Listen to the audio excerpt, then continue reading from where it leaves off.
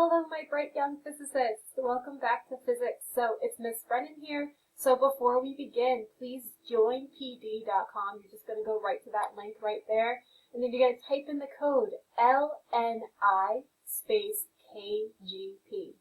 All right, so that will be able or allow you to interact with this presentation as we go so that I know that you're paying attention. All right, let's get started. So today we are going to be talking about free body force diagrams and Newton's second law. So what we've already covered is equilibrium. We've already covered Newton's first law. And so now we're actually going to put a name to the diagrams that we've already been making in class. And also, I'm going to make it a bit easier so that not all of us are artists and so that we're all going to be on the same page so that we can equally show the forces. All right, and then we're going to get into the equation of Newton's second law so that we can solve for the acceleration. So let's get started. So again, what we're going to cover today is free body diagrams, why we use them, how we use them, and just some practice with that. And then next we're going to get into Newton's second law. We're going to talk about unbalanced forces because we have been normally talking about balanced forces. We're going to get into the equation of F equals ma, and then we're going to do some more practice.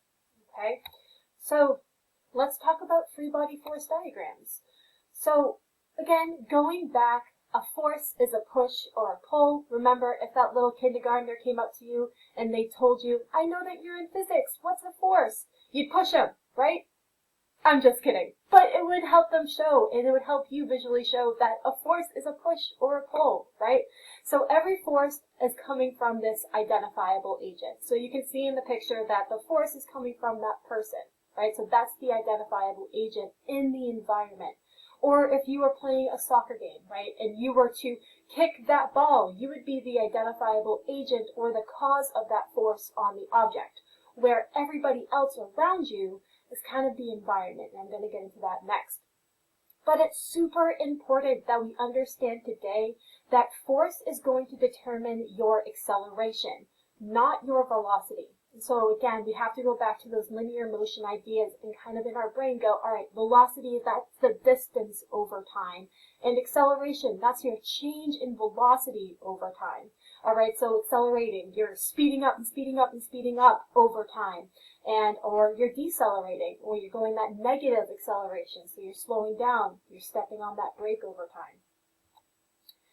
And so a force, as we've identified, is a push or pull, but there's a lot more to that. And I love to go back to that diagram with the vector and scalar quantities, right? So if we were to go over vector quantity, we remember Despicable Me, right? So Vector from Despicable Me, he had evil in both magnitude and direction.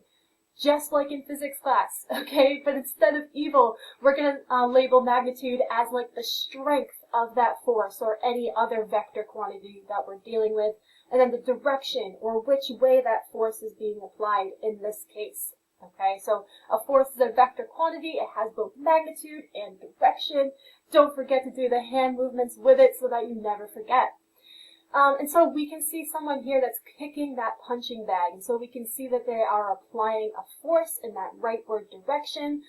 So that magnitude of the force is going to correlate with how much strength they're applying on that punching bag. The direction is going to be the direction of that net force.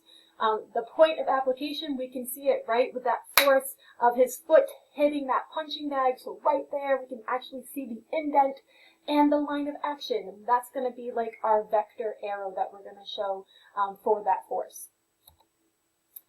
So when we are identifying forces, we're going to talk about the system or the object whose motion we want to interpret or look at in this case, and then the environment. So if we go back to you at the soccer game and you're about to kick that ball, again, you would be the identifiable agent that's causing that force on the object. And then everybody else around you is going to be the environment. So when you're drawing a free body diagram, you're going to look at the system and then that object, and then you're going to say, all right, which environment piece is my object interacting with at that point in time? So if we're looking at the soccer ball, it would be your force on the soccer ball, and then everybody else in the game would be in the environment. So we wouldn't have to show it. So let's review. What are the forces that we have already talked about? Well, we talked about the normal force or the support force. And so if you are on a surface object, then that force is going to be acting up. It's going to be counteracting your weight. We talked about the force of gravity or your weight. We said that it's not constant. It's going to depend on where you are. The applied force, the force that you are applying on that object, that push or that pull. The force of friction, that force of friction is always going to act opposite of your motion. And tension, that's that stretching force. So if we were hanging on a rope or a spring or some type of scale, that's going to be that tension force. So what are the forces acting on this sleepy puppy? So again, let's kind of review those ideas. You're going to answer that question now, but it should kind of correlate with our ideas of equilibrium, right? That object is at rest, so the sum of the forces have to be equal to 0, but what two forces are acting on that puppy right there? All right, so you should have said weight and the support force. So you have weight acting down and then the support force acting up. But now I want you to go back in your mind and think, all right, but what do the magnitudes of that force have to be? So again, go ahead and answer that question now. They have to be equal. All right, so those two forces have to be equal in magnitude and opposite in direction. Otherwise, that puppy's going to go crashing through the floor or not obeying the laws of physics. Okay, so those forces have to be equal in that interaction. In order for the sum of the forces to be equal to 0 and your acceleration to be equal to 0. And so the way that we would show that is with our free body diagram, or our FBD. So we'd start by drawing that triangle with a center of mass, which is that circle in the center of that square. And then we have the normal force, which we're going to label with that vector arrow. And then we have the weight acting down, which again, we're going to label with that vector arrow. And what I mean by magnitude of that force is the length of that arrow. So how strong that force is. And then we want to show direction of that force, again, with which way the arrow points. And so what a free body diagram allows us to do is it allows us to read all of the information of our forces in one quick glance.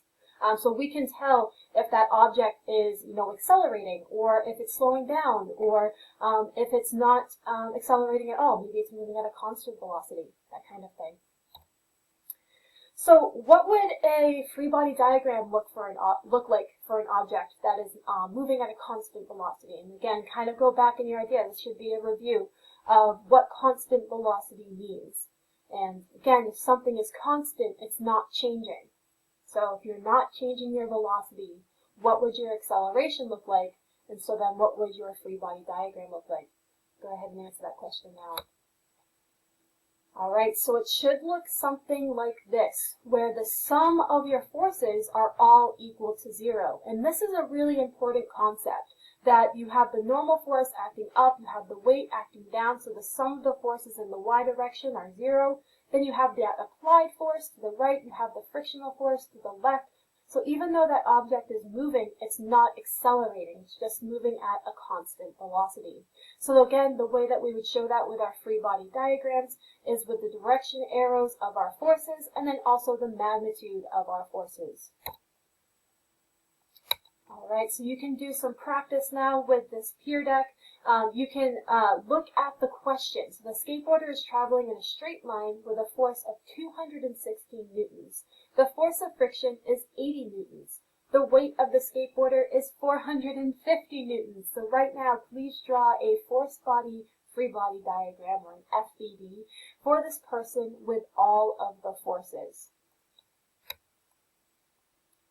So how would you be able to solve for acceleration of the object then? So think about this question and maybe put it into peer deck. But your answer should be Newton's second law.